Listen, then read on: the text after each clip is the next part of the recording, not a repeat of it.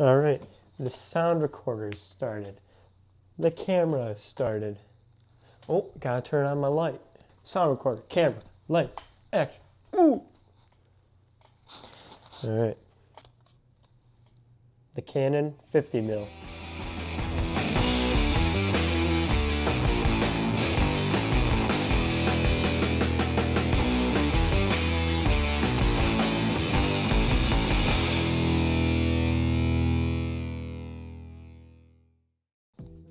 You got portraits, you got product photography, you got video.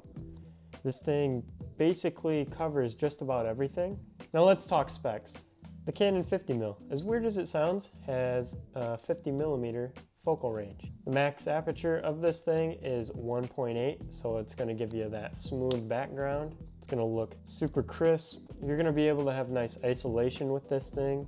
Oh, speaking about background, what do you guys think of my new background? I got my sloth, got my new lens sitting right here, and my camera bag. Up next, we got lens construction. This thing has 6 elements in 5 groups, so that means there's just 6 pieces of glass in here. The diagonal angle of view of this thing is 46 degrees, so you got a nice angle to capture everything you need to in your frame. Now, as for focus adjustments, this thing can do manual and autofocus. There's a little switch on the side here, which lets you choose between the two.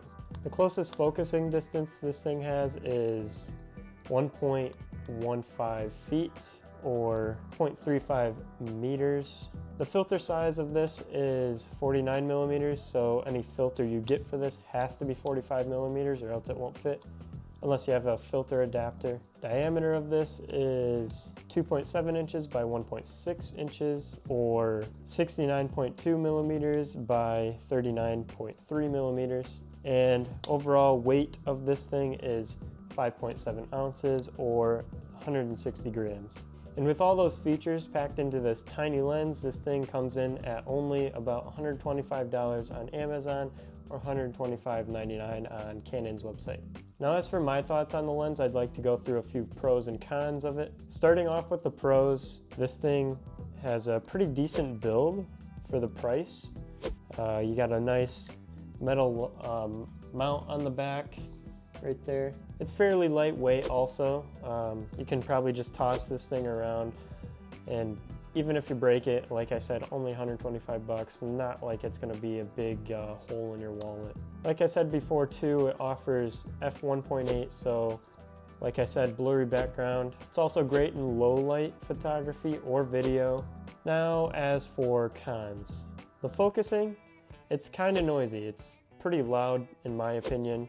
As for image quality, it does okay. I miss focus a lot with it when you're shooting at 1.8.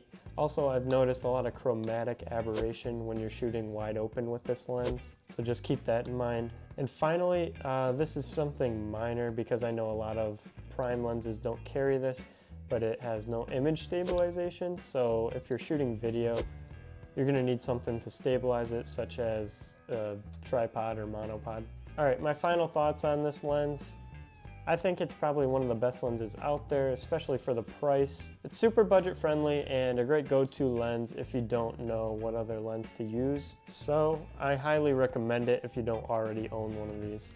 All right guys, so that's gonna wrap up the video there. If you are interested in checking out the 50mm, I'm gonna link it down below in the description. I'm going to put both the Amazon and Canon links down there. And if you have any questions about the lens, feel free to comment below and I'll answer those to the best of my ability. Also, if you want to see more tech videos just like this one, click over here to subscribe, and I will see you all in the next video. Heck yeah. That's a wrap.